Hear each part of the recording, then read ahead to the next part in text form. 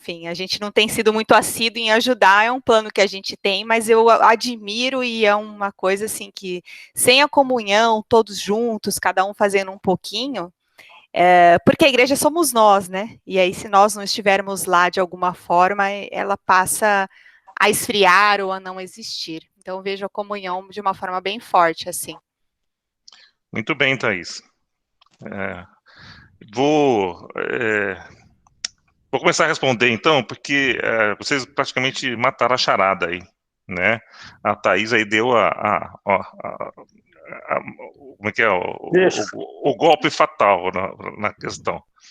O Sproul, em primeiro lugar, ele diz assim: o que vai fazer a igreja crescer é a ação do Espírito Santo, né?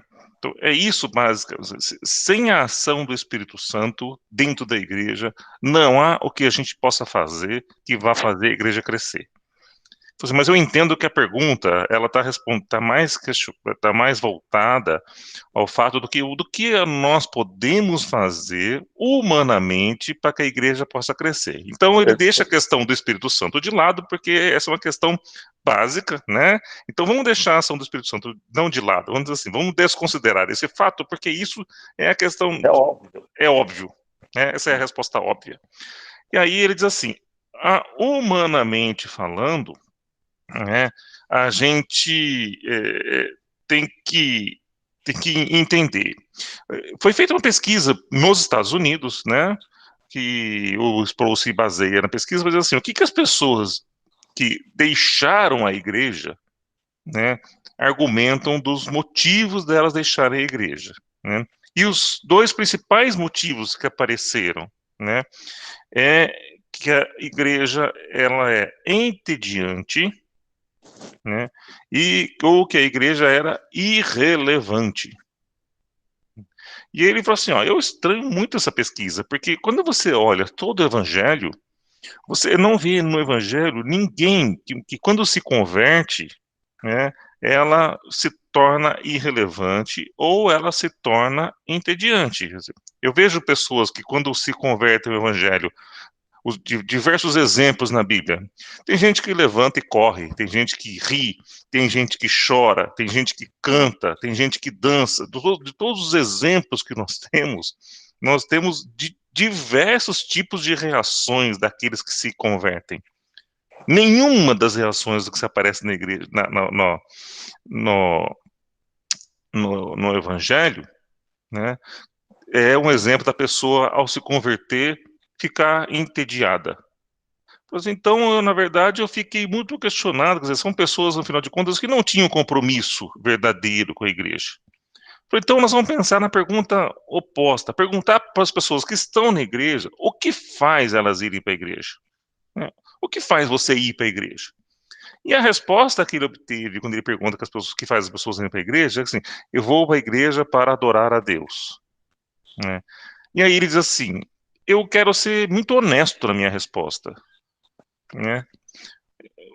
Eu quero ser. O Edir está apresentando aí. O Edir clicou no botão errado. Assim, eu quero ser muito honesto na minha resposta. É óbvio que essas respostas são as que as pessoas vão dar, que vai para adorar a Deus, porque realmente é isso que as pessoas fazem. Né? Mas, honestamente, as pessoas vão para a igreja por causa do que a Thaís falou, por causa da comunhão. É isso que leva as pessoas a irem para a igreja. As pessoas vão lá porque as pessoas são carentes desse tipo de um relacionamento pessoal e próximo. Então, em primeiro lugar, elas vão lá porque lá elas são bem acolhidas, porque lá elas são assistidas nas suas necessidades, porque lá elas são bem recebidas. Então, os pastores das igrejas que entendem essa dinâmica, eles vão fazer com que suas igrejas cresçam, porque eles vão atender essas necessidades dessas pessoas. E aí existe o segundo caso, que é o que o Roberto falou. Uma vez essas pessoas atendidas nas suas necessidades, ela encontra o seu grupo lá, ela encontra um local de boa convivência, ali então a palavra tem que ser pregada, e a palavra tem que ser pregada é a palavra verdadeira, um evangelho forte, bíblico, bem embasado, né?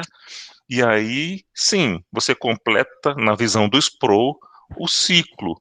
A pessoa vai ali e ali ela encontra o ambiente propício para ela adorar a Deus, que é o fim principal do homem, mas também para escutar uma palavra de um evangelho que não abre exceção, né? Porque você vai ficar, então, crescendo apenas com aquelas pessoas que realmente entendem e querem escutar essa palavra. Porque o que que adianta a gente crescer fazendo concessões, como o Roberto falou? Esse é um crescimento falso, um crescimento que não tem muita validade, né? Então, eu diria que a Thaís e o Roberto completaram as respostas, né? O que o Sproul fala, então, tirando a ação do Espírito Santo, que é a resposta óbvia, né? É a comunhão das pessoas. É isso que verdadeiramente faz as pessoas irem. E ao chegarem lá, encontrarem um evangelho verdadeiro, pregado sem exceção, desculpa, é, é, é, um evangelho forte, um evangelho poderoso, uma pregação poderosa, mas bíblica, embasada, tá bom? Alguém quer completar mais alguma coisa? O que a Thaís, você está me ouvindo? Sim. O que a Thaís falou, talvez possa ser resumido em acolhimento, porque comunhão, às vezes as pessoas confundem um pouco o que é comunhão, então talvez a gente devesse usar a palavra acolhimento para dizer da maneira como a igreja deve acolher as pessoas. Exato. Por isso que é tão importante, gente, a gente manter esses ministérios de atendimento às pessoas, de recepção, né? A SAF, que faz um trabalho fantástico para fazer esse tipo de acolhimento, né? Às vezes a junta diaconal também, para acolher as pessoas nas suas necessidades materiais e espirituais também, né? Mas dá o acolhimento material e os almoços na igreja, né? Os acampamentos são momentos que criam esse estreitamento no relacionamento das pessoas, e isso vai montando uma comunidade. Agora, a comunidade ela não pode viver por si só. Ela não pode ser uma comunidade que fica olhando para o seu próprio umbigo. Uma vez ela se entendida como uma comunidade, ela tem que fazer, sair para pregar. Ela tem que sair para cumprir a sua função de igreja no ID, né? Das diversas formas como a igreja deve atuar, né? Porque senão, aí ele deixou de ser uma igreja, passou a ser um clube. Por isso que a questão do evangelho sendo pregado de uma forma muito verdadeira é fundamental para o crescimento da igreja. Senão, vai virar um clube, e aí se virar o clube, não tem por que o Espírito Santo agir naquele lugar. Afinal de contas, bom, aqui, meu amigo, vocês vivem como um clube, um grupo de pessoas que não estão aqui interessados em viver verdadeiramente o Evangelho de Cristo. Tá bom? Muito bem. Assim, quando eu li a resposta do Sproul, eu fiquei olhando para a nossa igreja, né, e falei assim, olha, isso aqui demonstra um pouco do que a gente tem vivido hoje, né? Que a nossa igreja tem sofrido aí um crescimento, né? Graças a Deus. Muito porque a gente tem assim, vivido um momento muito bom de, não somente de comunhão, de convivência, né? De acolhimento, como também de palavras muito bem empregadas, né? Nosso púlpito é um púlpito que recebe pregadores que pregam a verdade. Por isso que eu acho que a gente, graças a Deus, tem podido usufruir deste crescimento, né? Mas, visto a quantidade de pessoas que a gente tem recebido de outras denominações que vieram para a igreja presbiteriana, assim, eu cheguei aqui, quando eu comecei a escutar essa pregação, ela começou a fazer mais sentido para mim quando eu olhava no estudo da Bíblia que eu resolvi fazer, né? E a pessoa começa a estudar mais a Bíblia e começa a olhar para assim, tá um pouquinho, né? O que eu estou nessa igreja aqui, que estão pregando aqui, não está muito muito coerente, né? Ele começa a procurar e tem encontrado na nossa igreja um lugar, né, aonde a verdade é pregada. Muito bem, vamos para a segunda pergunta, então.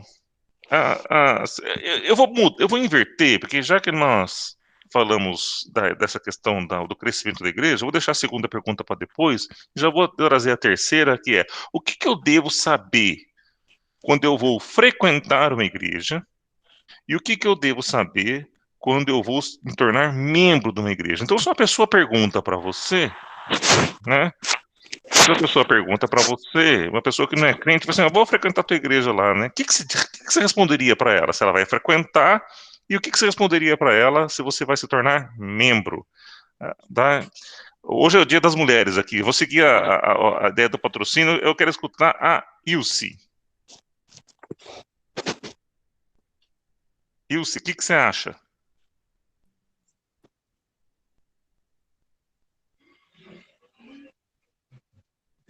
Aqui ela perguntando qual é a pergunta. Ela estava lendo uma passagem. Desculpa, Camila, você escutou? Camila, você escutou a pergunta? Eu escutei. Então responde você, Camila. É uma pergunta difícil, hein? Mas eu creio que, em primeiro lugar, realmente estar na resposta da primeira pergunta. Se aquela igreja prega a verdade, né, o evangelho genuíno, a sã doutrina, a doutrina, a palavra pura como ela é, né? E, acima de tudo, também a comunhão, que é o que a Thaís, o professor Patrocínio, falou também, do acolhimento, né? Que tem a ver, a comunhão e acolhimento tem tudo a ver uma coisa com a outra. Porque, na realidade, uma igreja que prega o evangelho e vive o evangelho, ela vai ser acolhedora, né? Não é algo que vai ser natural, porque o Espírito Santo vai ter liberdade ali, porque a palavra foi pregada com pureza. Então, e se os membros buscam a viver essa vida de acordo com a verdade do Evangelho, o Espírito Santo tem liberdade e os crentes serão acolhedores, viverão em comunhão uns com os outros. Eu acho que é isso. Agora, a segunda pergunta a segunda parte, né? Quando vou integrá-la como membro? O que eu preciso verificar? Acho que é exatamente isso. Tanto para frequentar, acho que a pessoa quer conhecer primeiro, então, eu acho que também já tem que observar isso, se tem se prega verdade. Agora, para integrar como membro, realmente é muito importante ter muita segurança disso, porque senão você vai se vincular a um local que não está de acordo com o que você entende que é o correto, né? Minha mãe quer falar. Posso falar de uma coisa? Claro. Tem sido uma experiência para mim, até quando eu tinha empregado, eu evangelizava muitas empregadas, né? Hoje eu não tenho.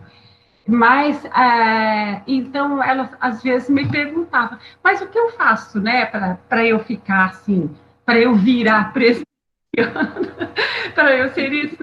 Eu falava assim, não, você não precisa virar presbiteriana, não precisa virar nada, você tem que, se você aceita Jesus como teu Salvador, aí o que você vai fazer? Você vai assistir culto, se você quiser um dia ir assistir o culto comigo, você vê como que é o procedimento na minha igreja. Se você tiver uma perto da sua casa, você também pode ir. E outra coisa que é muito importante quando a gente conhece uma igreja, que é bom você, em primeiro lugar, perguntar, eu estou conhecendo essa igreja, eu gostaria muito de saber aqui como é que eu vou fazer para frequentar. E aí você pergunta, suponhamos, eu soube que tem escola dominical. Como que é essa escola dominical? Porque a escola dominical vai te ensinar os fundamentos, os conhecimentos sobre Deus e sobre aquilo que Ele quer de você. Então, assistir às aulas da escola dominical vão te ajudar a escolher o caminho que você quer seguir. Se é a igreja presbiteriana mesmo que você quer frequentar, Pode ser que você se identifique em uma outra, mas o importante é você frequentar uma igreja que pregue realmente a salvação somente através de Cristo Jesus. E aí eu falava toda sobre todo o plano da salvação. Eu acho que a escola dominical é fundamental para aquele que está chegando na igreja. Nós dirigimos as pessoas à escola dominical. Porque até a pregação, às vezes, emociona tudo, mas realmente o conhecimento tem que ser lá do princípio, sabe? E a escola dominical permite essa comunhão, né, esse acolhimento, porque é menos formal do que o culto. Então, a pessoa, ela se comunica, ela pergunta, ela conversa com o colega do lado. Então, é diferente do culto, onde a gente vai, realmente, aqui a gente tem que prestar culto a Deus o tempo todo, mas o culto é uma solenidade, né? Então, é diferente, a pessoa vai se sentir, acho que mais acolhida, muitas vezes, quando ela passa a frequentar realmente a escola dominical, que ela vai ver se ela tem afinidade com aquelas pessoas, se ela se sente bem naquela comunidade, né? Porque muitas vezes pode pregar o evangelho genuíno, tudo, e a pessoa não se sentir confortável ali. E aí ela vai para uma outra onde ela se sente mais confortável, né? Mais acolhida. Muito bem. Bom, dona Ivani, a diferença, então, o que você diria para uma pessoa quando ela quer frequentar e o que você diria para uma pessoa quando ela quer se tornar membro? Olha, eu acho que é bem diferente. Quando a pessoa quer frequentar uma igreja, normalmente ela frequenta uma outra igreja ou não frequenta nenhuma igreja, ela vai para conhecer a igreja. Normalmente chega lá, tem um ambiente agradável, todo mundo trata muito bem, ela se sente valorizada, então ela quer continuar na igreja, mas ela tem que saber que quando ela se tornar membro daquela igreja, ela tem uma responsabilidade com a igreja, sabe? Porque tem muita gente que gosta, vai fazer a classe para fazer profissão de fé, faz a profissão de fé, isso é ótimo. Mas depois a pessoa fala, olha, eu já sou membro, já fiz profissão de fé, acabou. A pessoa não tem responsabilidade nenhuma com a igreja, ela não tem um crescimento espiritual, então ela se estaciona. Ela vai ali simplesmente porque é um lugar agradável, porque se ela tem um problema, as pessoas oram por ela, dão todo o apoio, mas ela precisa ter uma responsabilidade perante Deus e perante os membros da igreja, seja na parte espiritual e na parte moral também. Muito bem. Eu queria fazer essa não é uma analogia do Sproul, é uma analogia minha, tá? Mas eu diria para vocês que seria semelhante ao que você vai saber de uma pessoa quando você vai namorar e depois o que você precisa saber dessa pessoa, né? E os acordos que você vai fazer quando você for casar. Porque é diferente. Eu vou frequentar. Então, vamos dizer assim, quando você vai frequentar, assim, ó, eu vou namorar, né, essa pessoa, né? Essa menina, ou a menina vou namorar esse menino aqui. Muito bem. O que você quer saber naquele momento? Né? Quero saber se ele tem algumas afinidades, se a gente pensa mais ou menos as mesmas coisas, né? Se é uma pessoa que tem respeito por mim, né? Se é uma pessoa que me trata bem, né? E são coisas assim ainda muito mais relacionadas à sua convivência, e se essa pessoa se encaixa nas coisas que você gosta, nas coisas que você pensa, e é uma família boa, pessoa que, né, estuda e tem as suas responsabilidades, leva as coisas a sério, tudo bem. Quando você vai casar, né? Bom, olha, agora eu vou casar com essa pessoa, é bom eu fazer alguns acordos aqui e saber, porque afinal de contas o casamento envolve, como a Dona Ivani falou, assim, uma responsabilidade maior, né? Um compromisso mais sério. E aí eu vou dizer o seguinte, escuta, olha, você quer ter filhos? Depois que casou, vai dizer assim, eu não quero ter filhos. Não, mas o sonho da minha vida é ter filhos. Não, mas eu não quero ter. Você vai começar a ter problemas. Afinal de contas, você não discutiu direito ali essa questão, né? Outra coisa, qual que é o seu plano da sua vida profissional? Ah, eu quero morar fora, eu quero viajar e quero morar fora, quero ter experiência internacional. Vou fazer, não, eu tenho muito cuidado com meus pais, eu não vivo sem minha família, então são coisas que, na hora que você for casar, é melhor você checar com mais detalhes, porque não se desmancha um casamento como se desmancha um namoro, tá? A mesma coisa daria para a gente trazer para a igreja. Quando você vai frequentar a igreja, existem algumas coisas importantes você saber da igreja. Essa igreja, né, como a Camila e o Ilse falaram, ela prega um evangelho verdadeiro, né? As pessoas estão ali imbuídas em não fazer concessões simplesmente para serem agradáveis. É um evangelho, como a gente falou, né, poderoso, verdadeiro. A igreja permite comunhão, né? Uma igreja onde existem possibilidades também de se estudar a palavra de Deus, como a existência de uma escola bíblica dominical. Essas são perguntas que você deveria dizer assim, ó, esses são fatores que você deve se importar quando você vai frequentar a igreja. Muito bem, mas agora eu quero saber o seguinte, eu vou me tornar membro dessa igreja. Bom, se você vai se tornar membro dessa igreja, é importante que, além dessas questões que nós colocamos aqui, que você também entenda o funcionamento da estrutura da igreja, a política, as suas doutrinas, de uma forma muito mais aprofundada, né? Como que ela trata todas as questões da convivência eclesiástica, como que ela trata as suas questões por exemplo, de falta de algum membro, em caso, né, uma falta grave de algum membro, como é que ela trata as questões pastorais, de eleição de pastor, de eleição de presbíteros, de eleições de oficiais. Então, uma questão mais também organizacional, e também doutrinária um pouco mais profunda. Afinal de contas, amanhã você vai dizer, não, mas eu não concordo com essa doutrina. Você, bom, agora é tarde, né? Você se tornou membro sem conhecer verdadeiramente e profundamente as questões que são fundamentais para a igreja. Então, quando a gente fala lá, nós somos presbiterianos, então logo não ordenamos mulheres ainda. Espero que um dia a igreja presbiteriana tenha coragem de mudar essa questão, mas não ordenamos mulheres. Aí vem a pessoa e fala assim, não, eu não concordo. Você, não, tudo bem, você pode até não concordar, né? Mas e pode até dizer que você não concorda, mas você não pode arrumar uma confusão dentro da igreja, né? Porque isso era a regra quando você foi se tornar membro, né? Agora você não pode se rebelar contra essa regra, afinal de contas não foi uma regra que mudou, essa regra já valia, tá? Ou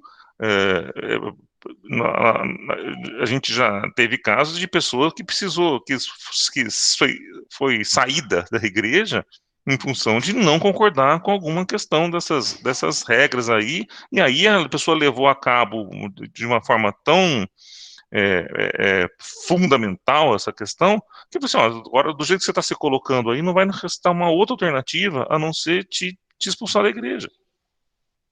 E às vezes uma pessoa que simplesmente por uma questão de entendimento, ou deixa eu saber quais são. Afinal, é assim que você faz também quando você vai assinar um contrato de compra e venda, quando você vai assinar um contrato de locação, você quer ver todas as questões ali. Deixa eu ver quais são os compromissos que eu estou assumindo, quais são os direitos que eu tenho, porque depois que eu assinei, é tarde demais.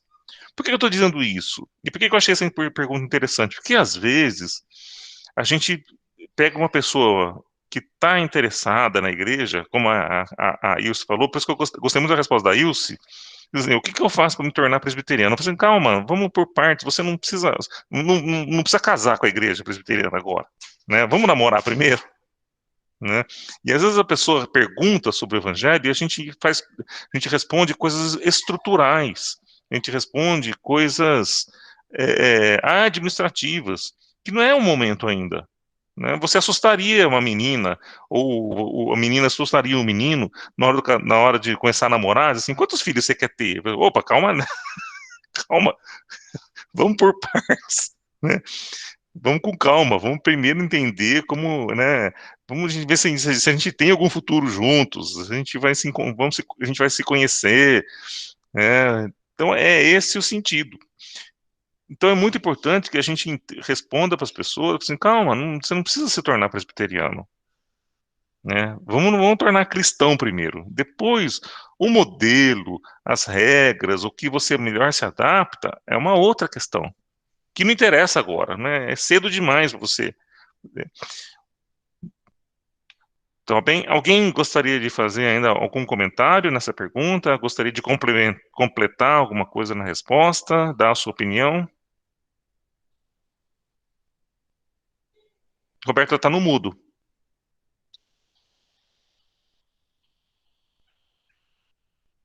Eu conversei em particular, certa feita com você, eu vou falar agora, dentro desse assunto, alguns irmãos comentaram sobre comunhão, sobre acolhimento, e algo que a liderança da igreja deve estar sempre ensinando. Eu falei para você, eu sou de formação batista, a primeira vez que eu fui na Igreja Presbiteriana Central foi 21 anos atrás. E uma das pessoas que me recebeu foi você. Uhum. E me marcou o tipo de acolhimento, de gentileza, de educação que você teve, me marcou. Isso é muito importante e que os membros precisam ver isso. É uma maneira cristã de receber as pessoas. E não é porque você estivesse de bom humor naquele dia, que você continua sendo do mesmo jeito. Obrigado, então, o irmão Patrocínio e outras pessoas falaram justamente isso. A irmã Ivani falou. Então, precisamos de comunhão, crescimento, acolhimento, assistência nas necessidades. Mas isso é fundamental para quem está chegando na igreja e ainda não conhece o evangelho. Porque muitas vezes ele vai para uma igreja que não é séria, que não prega o evangelho, e ele entra no erro por causa do acolhimento. Uhum. Perfeito. Mas alguém, obrigado, viu, Roberto, pelas suas palavras. Eu já tinha me dito isso em particular, agora tornar ainda público. Muito obrigado pelos seus elogios. Oi, patrão.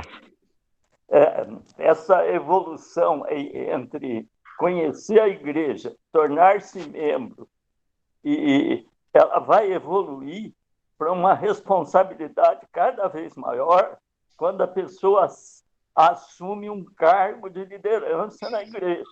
Perfeito. Aí ela tem que assumir responsabilidades ainda maiores, conhecer mais, estudar mais. Ontem, um pastor muito experiente, na hora que a gente perguntava sobre a leitura da Bíblia a um candidato ao ministério, o menino de 22 anos falou assim, menino para mim, né? Falou assim, eu já li a Bíblia, mas agora eu estou estudando a Bíblia. É isso que a gente precisa convencer as pessoas de que estudar a Bíblia é diferente de ler como se lê um romance. Eu leio um romance de 500, 600 páginas em 2, 3 meses.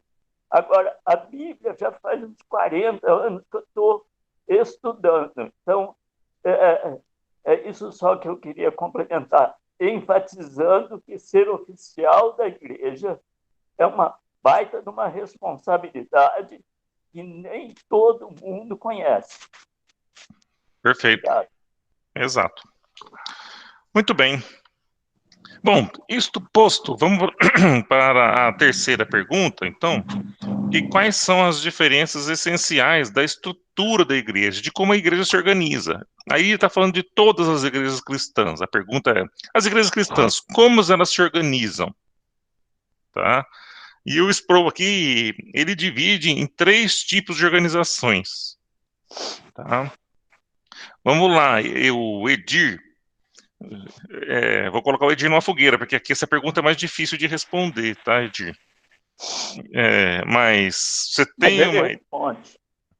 tem uma ideia de quais são as 3 formas de organização que basicamente as igrejas presbiterianas, as igrejas evangélicas se dividem, aí as cristãs, não evangélicas, as cristãs, se dividem? Não tem ali. Seria as pentecostais, as tradicionais E o que mais seria? Não, mas tá. É mais na questão organizacional, de como elas se organizam, a sua estrutura. Essa pergunta não é fácil, viu, Edi? Essa pergunta é mais complicada. Mas aí seria a junta diaconal, presbíteros e pastores? Isso, é na sua organização. Bom, se alguém quiser, eu não vou colocar mais ninguém na fogueira nessa aqui não, porque essa aqui tem que tentar adivinhar. Mas se alguém quiser, o patrocínio, acho que ele sabe, patrô. Tá no mudo, patrô.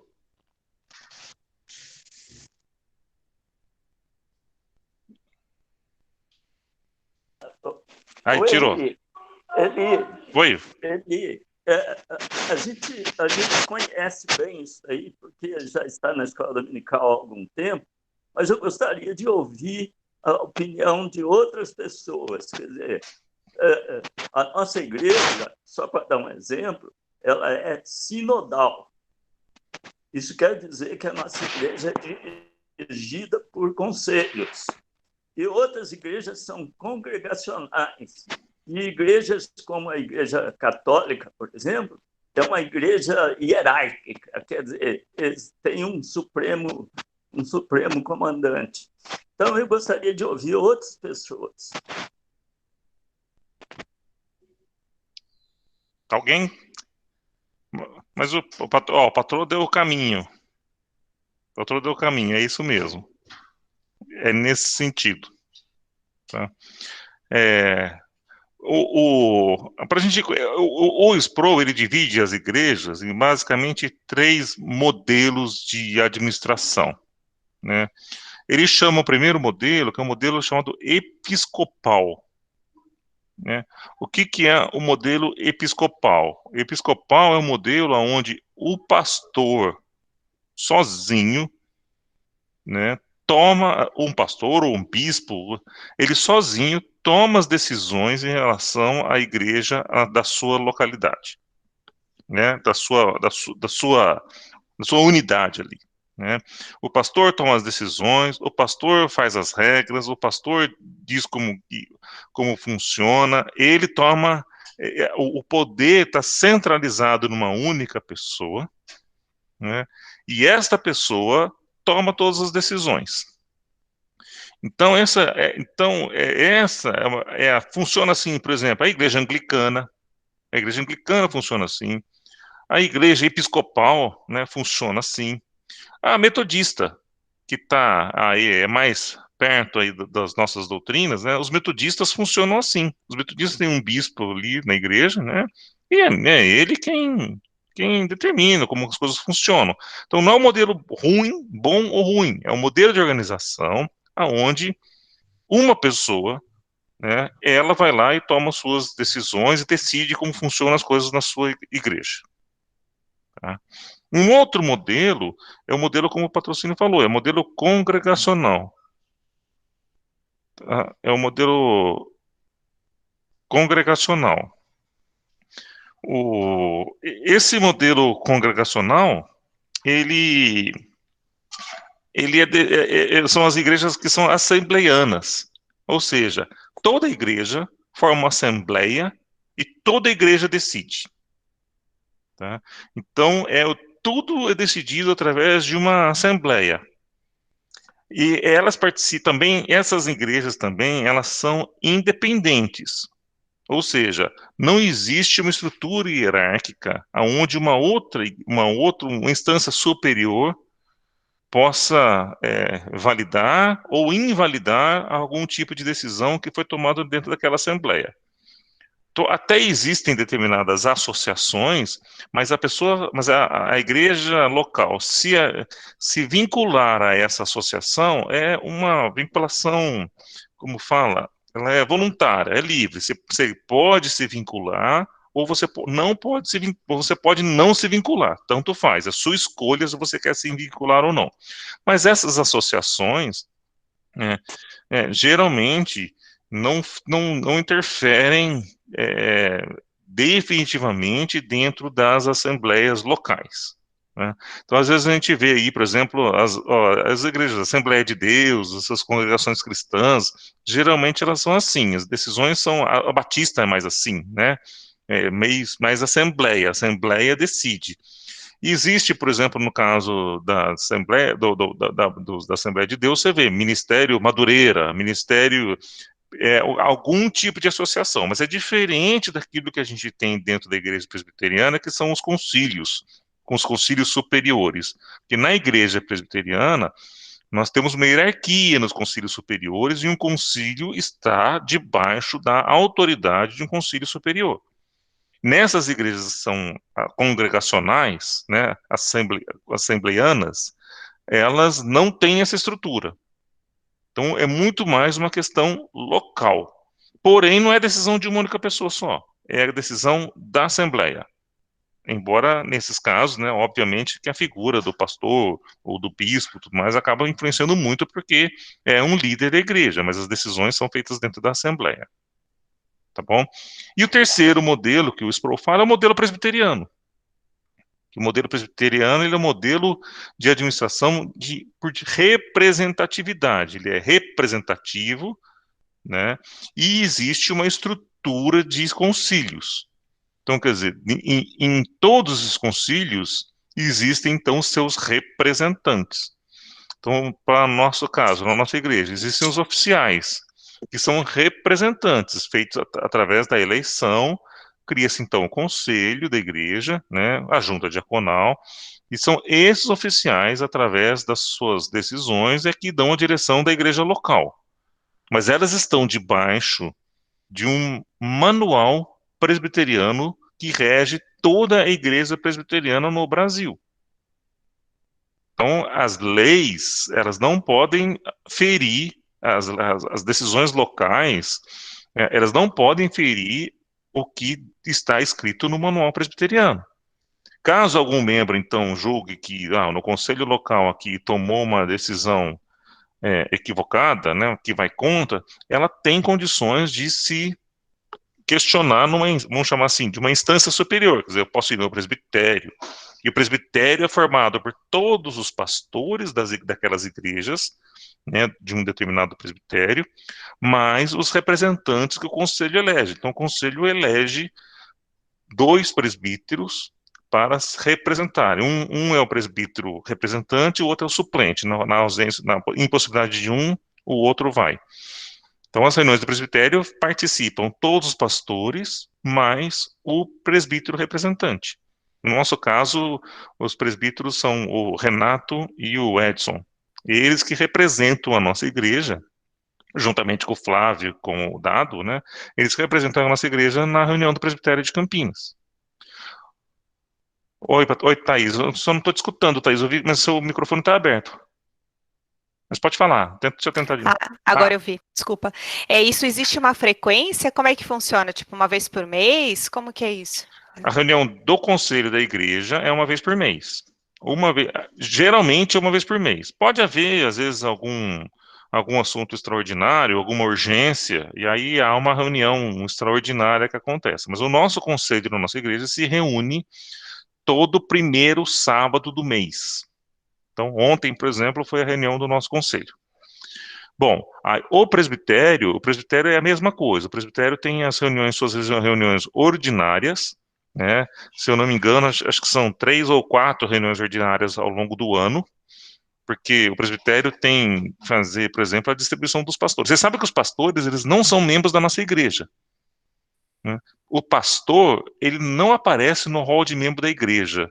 O pastor, ele é do rol de membro, ele é membro do presbitério. Então, vocês vão olhar, se vocês forem olhar o rol de membros da nossa igreja, vocês vão encontrar a Marineide, mas não vão encontrar o Dado, porque o Dado não é membro da igreja. O pastor, ele é membro do presbitério. O presbitério se reúne, o patrão, você me ajuda aí, acho que são 4 vezes ao ano, né? Não lembro se são 3 ou são 4. Tá no mudo, patrão.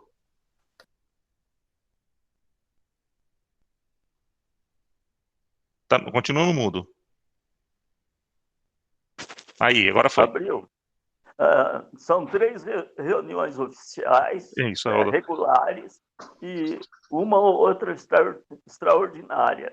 E sempre tem extraordinária, porque 3 reuniões só, faz uma em janeiro, quando os pastores tomam posse, depois uma lá pelo meio do ano, para ver como é que o trabalho está indo, designar pastores, etc. E aí mais uma lá para outubro, novembro, para fazer uma avaliação e oficializar jovens que querem ser pastor, licenciar pastor, tudo isso é feito lá no presbitério. Exato.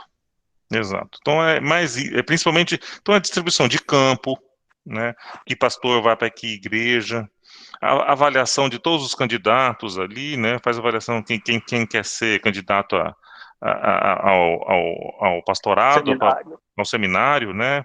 E depois faz os sermões de prova para ser aprovado como licenciado e mais tarde como pastor. Tudo isso ali feito lá no presbitério.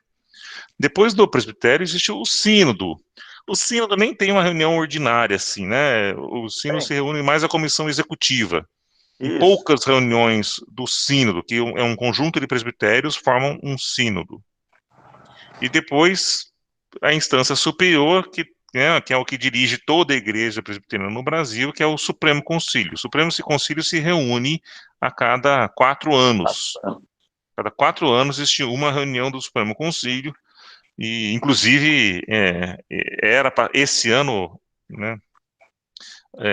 Desculpa, a última reunião do Supremo Concílio, ela foi muito próxima da gente aqui, né? Foi perto da nossa região. E o Supremo Concílio, então, ele se reúne a cada 4 anos, mas existe também uma comissão executiva do Supremo Concílio, né, que são sua liderança e mais alguns departamentos que se reúnem de tempos em tempos para poder tomar decisões que não podem esperar os 4 anos, né, para serem tomadas, né, faria algumas deliberações, tudo mais. Esta reunião, inclusive, dessa executiva, ela ia acontecer na nossa igreja esse ano, né, ela estava programada para ser ali em maio. Nós aqui, a Igreja Presbiteriana de Campinas, nós íamos sediar a reunião dessa executiva do Supremo Concílio, que gira em torno aí de 150 pessoas, mais ou menos. Mas, infelizmente, em função da pandemia, a reunião ela foi adiada. Eli, oi, patrão. É bom dizer para o pessoal ter uma ideia que a Assembleia Geral do Supremo Concílio ela envolve mais de 1.000 pessoas do Brasil inteiro. Então, é uma reunião muito grande, que, em geral, é feita em cidades tipo Turista, ou no Rio de Janeiro, ou lá no Nordeste. Então, quem quiser ser representante na igreja tem que concorrer a um cargo desse aí. A Assembleia tem 1.000 e poucas pessoas. É muito grande. Aliás, é uma coisa que, minha opinião, precisa ser revista, porque é muito complicado, né? Inclusive, e caro. E você tem dificuldade, inclusive, de local, né? Porque você precisa de um hotel para hospedar 1.000 pessoas, você ter lugar para convenção, para tudo isso, depois tem que ter um monte de sala de reunião para as comissões se reunirem, quer dizer, é uma complicação logística. Não sei se isso ainda faz sentido, né? Mas enfim, então, por exemplo, vamos pegar um caso aí, né? Se você quer ordenar a ordenação de mulheres, por exemplo, né? É uma decisão que só pode ser tomada no Supremo Concílio. Nenhuma igreja local vai poder tomar uma decisão dessa questão de ordenação de mulheres. Tá?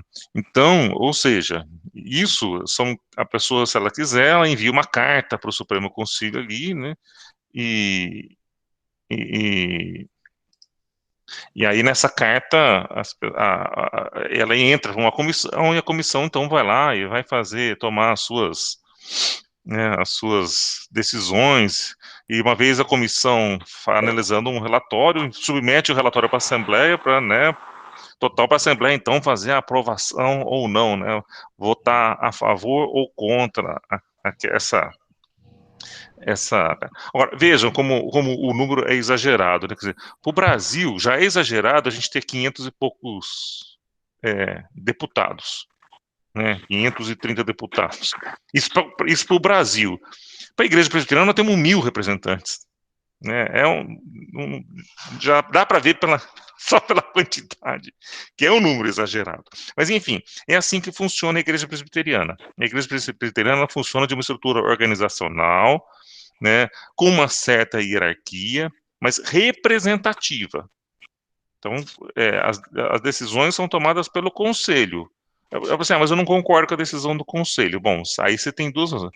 Você não concorda, você tem embasamento bíblico ou você tem embasamento contra o manual presbiteriano, que o conselho foi equivocado, né, você pode recorrer. Tá? Mas, em princípio, você não, mas eu quero que o conselho aqui discuta. Você, não, mas aí ele é representativo, já votaram e eles são os que representam a igreja e são eles que tomam as decisões. Então, resumindo, nós temos 3 modelos básicos aí, tá, em que o Sproul fala no livro dele. Então, existe um modelo que é o modelo episcopal, um bispo, ou um pastor, ele toma a decisão sobre a igreja e ponto. Vale a decisão dele. As assembleianas, que não têm representatividade, chama todo mundo e todo mundo vota, todo mundo fala e as coisas são discutidas na assembleia. E nessas assembleias não existe uma estrutura organizacional, nem hierárquica, nem instâncias superiores. É tudo na igreja local. Né? E existe a presbiteriana, que a presbiteriana ela é representativa, né, e com uma estrutura de concílios superiores, onde determinados assuntos são tratados para que possa haver, então, uma harmonia dentro da igreja. Eu sou presbiteriano, assim, de carteirinha, porque eu gosto muito desse nosso modelo, porque eu acho que ele é um modelo que funciona. Pode não ser perfeito, ele pode ter as suas limitações, né? Mas eu acho que assim, não dá para discutir com um monte de gente, com uma assembleia muito grande, isso aí ia vir, na minha opinião, né? Isso aí vira uma confusão, e é muito perigoso ficar na mão de uma única pessoa, né? É muito perigoso. A gente corre um risco muito grande de você ter uma pessoa ali, porque nós sabemos que nós somos falíveis. Roeli, fiquei com uma dúvida. Por exemplo, né, esse modelo episcopal que você falou, então funcionaria para a Igreja Católica, certo? Sim. Mas sim. Aí, como assim ficar na mão de uma pessoa? Porque, assim, imagino que seja o Papa que determine, ou não. Sim. É isso que você está falando. Inclusive, o Papa, ele é infalível. Para a Igreja Católica, o Papa, ele é infalível. Né? É a infalibilidade papal.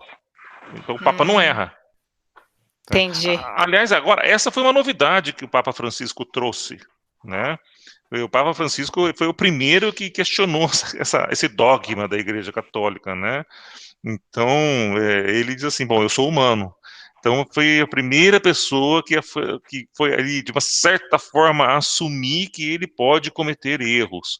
Embora isso não seja, como isso fere um princípio principal e básico da Igreja Católica, não foi muito divulgado e não sei o que fizeram com ele ali, se assim, acho melhor você não falar mais isso, né? Mas ele questiona alguns dogmas aí. Mas é isso. Existe uma pessoa que ela é infalível e o que ela fizer. Agora, é que no modelo episcopal, veja, nós temos os metodistas que não tem um papa, né? Mas assim, o pastor não é infalível, no caso do metodista, né? Mas as decisões são do pastor. O pastor decide. Tá? Ele não conta com um conselho, ele não conta com um grupo de pessoas que o auxiliam na decisão, ou que tomam a decisão, quer dizer, que são parceiros junto com ele na decisão. Né? Ele toma a decisão. Tá? Então, é mais nesse sentido que tem essa questão da organização estrutural. Entendi, obrigada.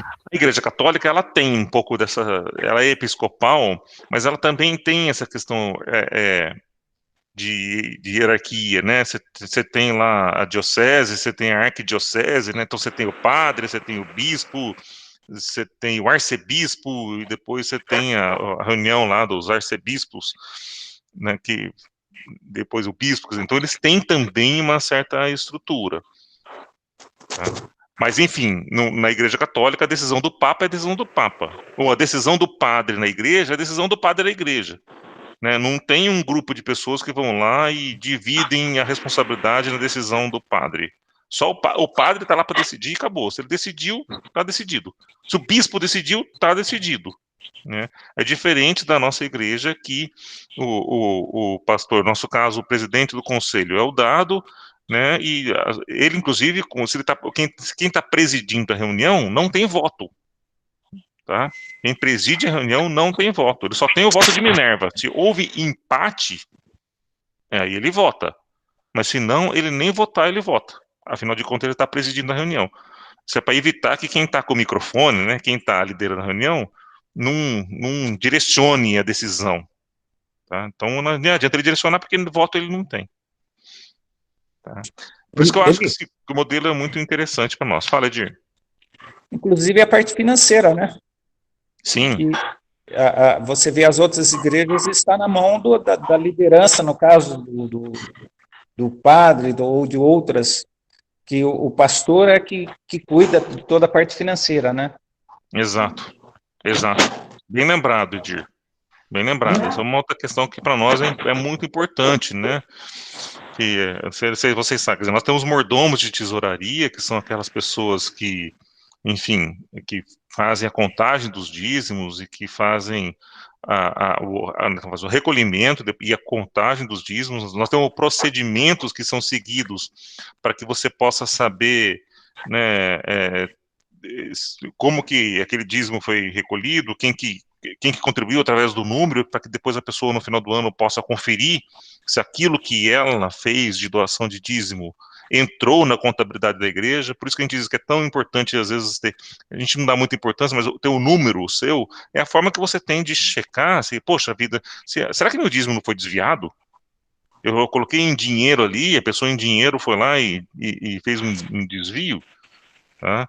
Porque a gente não pode ser inocente a tal ponto de achar, nós tivemos problemas com roubo de dinheiro, né? Claro, nós não tivemos pessoas da igreja que roubaram dinheiro, mas nós tivemos o caso da pessoa que ia lá e quebrava o gasofilácio para levar embora o dinheiro. Nós já tivemos casos na igreja presbiteriana, muito próximo da gente, com um desvio de dinheiro da direção.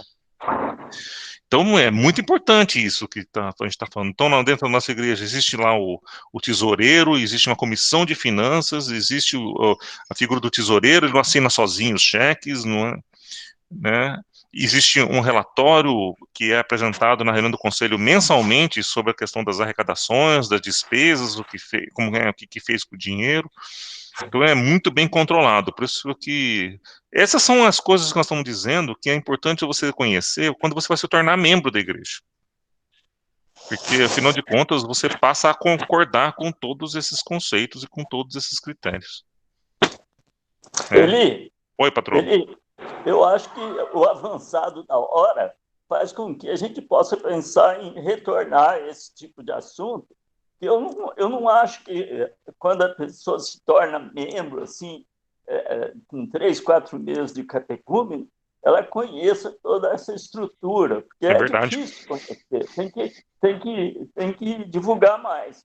Então, eu acho que a gente podia continuar esse assunto na próxima aula, porque a gente tem bastante coisa para falar. Sim, nós passamos aqui o tempo, patrão. E a gente pode sim, né, de repente domingo que vem, se alguém tiver alguma pergunta, né, ou tiver mais perguntas aí, quiser colocar durante a semana no WhatsApp, gente, ajuda a gente a poder ser mais objetivo também nas respostas e poder. Então, se alguém tiver alguma pergunta e quiser saber mais, posta para a gente no WhatsApp durante a semana, a gente estuda e traz a resposta aí na semana que vem. Tá bom? Roberto, você está no mudo. Gente, então, nós estamos aí, já estouramos o horário. Muito obrigado. Bom domingo para todos vocês. Se alguém está com muita saudade, muita vontade de tomar Santa Ceia, hoje à noite, no culto presencial, nós teremos a Santa Ceia. Então, já está preparada. Ótimo. Então, se quiserem, né, se inscrevam lá. Acho que ainda tem Tem vaga, Tem Edir? vaga. Tem sim. Então ainda tem vaga, se inscrevam para não dar confusão na entrada lá, mas hoje à noite, depois de muito tempo, né, vai ter a possibilidade de tomar Santa Ceia, quem tiver com saudades. Tá bem? Tchau. Tchau, Ok. gente. Boa semana para Muito vocês. obrigado. Tchau, Boa gente. semana. Obrigada. Até mais. Tchau, tchau. Tchau, boa semana para você. Obrigado. Para vocês também. Obrigada. Tchau.